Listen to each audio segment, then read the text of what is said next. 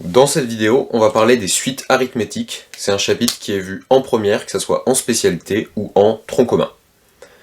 Bon, une suite arithmétique, c'est une suite déjà, et arithmétique, ce que ça veut dire, c'est que la différence entre deux termes consécutifs est toujours la même, ou est constante. Donc cette phrase, elle n'est pas forcément très parlante, le mieux c'est de voir un exemple.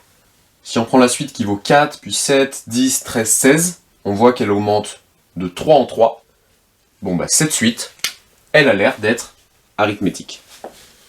Alors que si on regarde la suite qui vaut 5, puis 10, puis 16, puis 20, puis 50, au début ça augmente de 5, puis de 6, puis de 4, puis de 30, l'augmentation c'est jamais la même.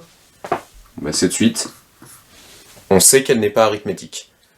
Celle-là, elle n'est pas arithmétique, celle-là, sur les premiers termes, elle a l'air d'être arithmétique. En soi, on ne sait pas si elle l'est, parce qu'on ne sait pas si après 16, ça continue en 19, 22 ou en autre chose. Mais, vu de ce qu'on en voit, on peut imaginer qu'elle est arithmétique.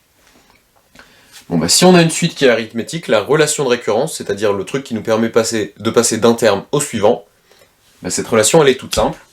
Simplement, pour calculer le terme suivant, on prend notre terme, et on ajoute toujours la même chose. Donc pour ça, on va dire qu'on va ajouter R. R, ça va être un nombre qu'on va appeler la raison. Donc la relation de récurrence, c'est simplement, pour calculer un terme, on prend le terme d'avant et on lui ajoute toujours la même chose. Dans l'exemple qui est là-haut, notre premier terme, c'était 4, et notre raison, c'était 3, puisqu'on augmentait de 3 en 3.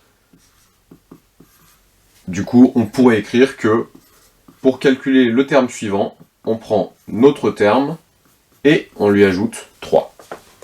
Si on a une suite qui ne va pas augmenter par exemple de 3 en 3 mais diminuer de 3 en 3, eh ben elle va être arithmétique, mais simplement on dira que la raison vaut moins 3, que la raison sera négative.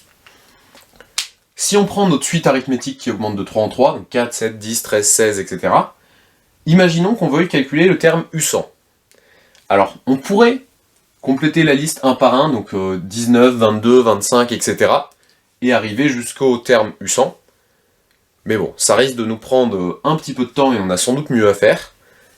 Ce qu'on peut faire, c'est remarquer que du coup, si on veut, à partir de U0, calculer U100, ce qu'on peut remarquer, c'est qu'en fait, on va partir de ce 4 et qu'on va ajouter 3, puis 3, puis 3, puis 3, etc. On va l'ajouter 3 100 fois. Donc au final, on va ajouter 100 fois 3.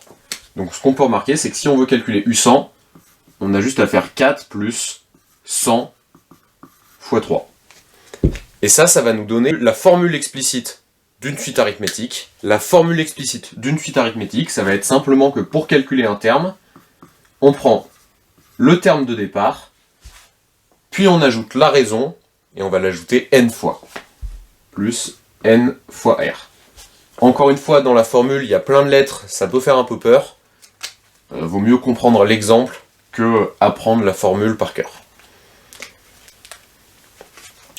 Il y a des contextes dans lesquels on n'aura pas exactement cette formule qui, pour calculer UN, part du premier terme U0, mais on voudra peut-être partir du deuxième ou du huitième terme, par exemple. On aura la formule UN, ça sera égal au kème terme, au terme UK, plus la raison qu'on va rajouter n moins k fois. Ce que veut dire cette formule, c'est si on veut calculer par exemple U104, soit on peut partir de U0 et ajouter 104 fois le 3, soit on peut partir de U4 et ajouter 100 fois le 3. Pour le sens de variation des suites arithmétiques, ça va être super simple. Si on ajoute quelque chose, la suite est croissante. Si on enlève quelque chose, la suite est décroissante. Plus rigoureusement, dire que la raison est strictement positive, ça revient à dire, c'est équivalent à dire que la suite elle est strictement croissante. Si on avait eu positive ou nul, ça serait de la croissance tout court. Si on avait eu strictement négatif, ça serait strictement décroissante. Égal 0, ça serait constante, ainsi de suite. Donc une suite arithmétique, en fait, elle est toujours monotone, soit croissante, soit décroissante, soit constante. Et en fait, tout ça, ça s'explique par le fait que un plus 1 moins un, donc la différence entre deux termes, c'est justement égal à la raison. Parce que un plus 1, c'était un plus la raison. Du coup, la différence entre deux termes, c'est la raison. Bon si cette différence est strictement positive, c'est que la suite est strictement croissante, etc. Si on regarde ce que ça donne sur un graphique, une suite arithmétique, donc à l'horizontale, on place les indices, les n, à la verticale, on place les un. et ben on peut remarquer, par exemple sur notre exemple, que si on place U0 qui vaut 4, puis 7, puis 10, puis 13, puis 16, etc., on peut remarquer que nos points, ils sont alignés.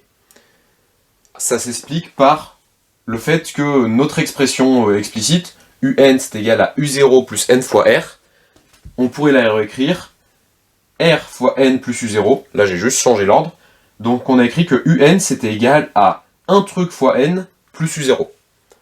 Et bien ça en fait, cette expression, c'est à peu près la même que l'expression des fonctions affines. Une fonction affine, c'est f de x est égal à ax plus b. Un truc fois x plus b.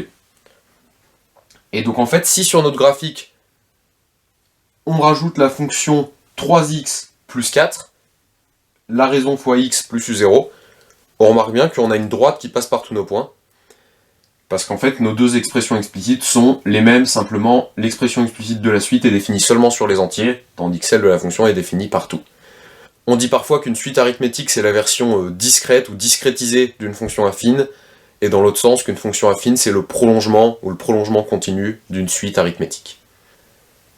Ce que ça veut dire, c'est que si à un moment on panique sur les suites arithmétiques, on a juste à écrire la formule explicite. Grâce à cette formule explicite, on devine quelle est la fonction affine qui correspond à cette suite arithmétique, et là on s'est ramené à quelque chose qu'on connaît depuis la seconde voire la troisième. Donc on vient de faire la partie théorique, maintenant on va passer aux exercices d'application. Donc sur 3 exemples, on va essayer de déterminer la raison de la suite d'une suite arithmétique, sa relation de récurrence, sa formule explicite, de calculer quelques termes, soit vers les premiers termes, soit un terme éloigné, typiquement le 45e ou le 26e. Donc ces exercices seront corrigés dans la prochaine vidéo.